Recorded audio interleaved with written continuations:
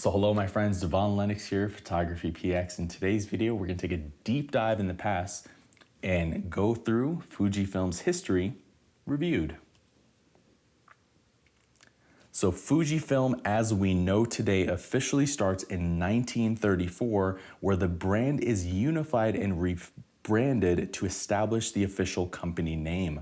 During the 1930s, Fuji reigns as a monopoly in producing film in Japan. In the 1940s, they begin expanding the developments of optics, primarily for military applications for the Japanese military. Then World War II breaks out, causing a surge of production, and the company thrives.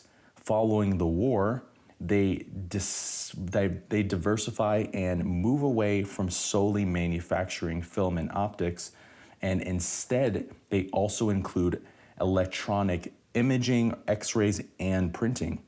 This transition allows them to continue expanding rapidly, now outwards towards the Western Hemisphere. It's not until 1956 do they have their first technological breakthrough with the development of their first computer. They developed this computer to aid in calculating light reflections when manufacturing lenses, surprisingly, in hope of delivering higher quality products.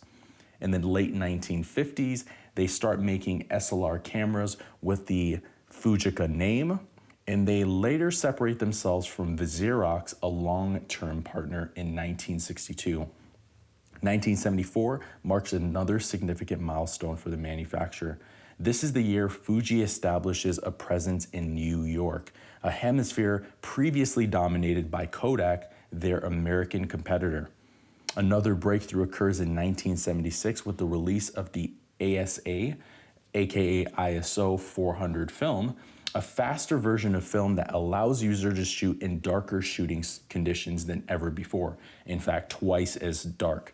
Arguably, the greatest and most distinct turning point for the company, however, occurs in 1984.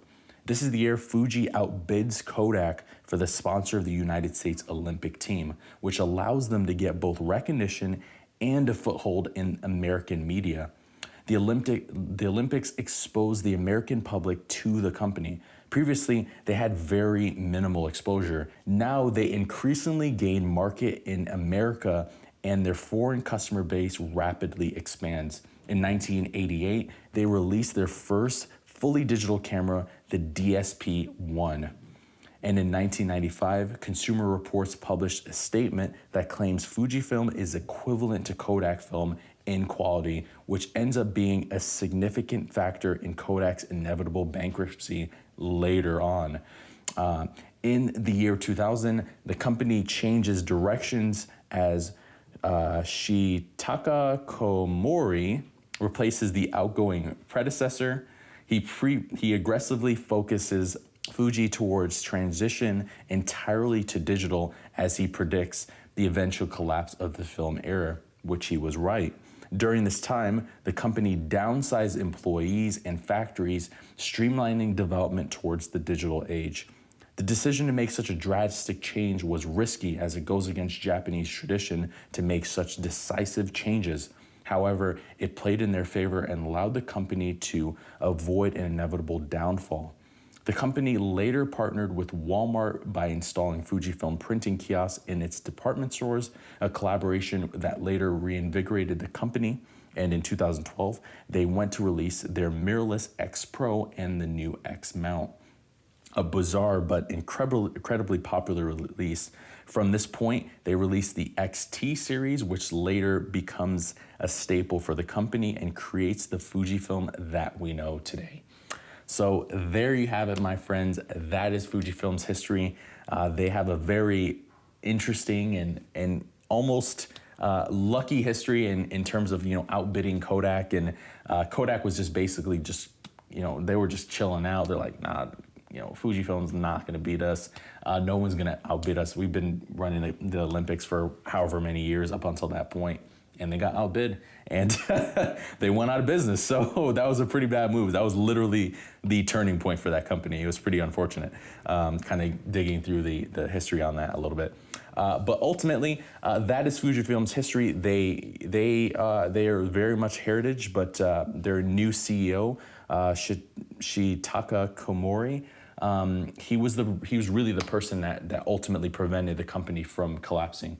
Fujifilm otherwise would not have been here in 2019 had it not been for the decisions that he made as CEO. So amazing decisions. It definitely goes against Japanese tradition to do that, but ultimately allowed the company to be a competitor in today's digital age because he foresaw that. So that's kind of the history. Just kind of diving deep a little bit there. I hope this video added some value to you guys, kind of getting a little bit more insight onto this amazing camera manufacturer. We just kind of wanted to do this just to kind of get some history out there, just so you guys kind of have an idea what's going on with some of these guys here in 2019, how they kind of started. But if you're new here, please consider subscribing if you haven't. We've got some really great content coming out. You know, definitely check out some of the videos that we already have published on our page. And you'll learn something, absolutely. If you don't learn something, let me know. By all means, I will make a video tailored specifically for you. Let me know. Devon Lenz here, PhotographyPX. We'll catch you in the next videos, my friend. Until then, peace out.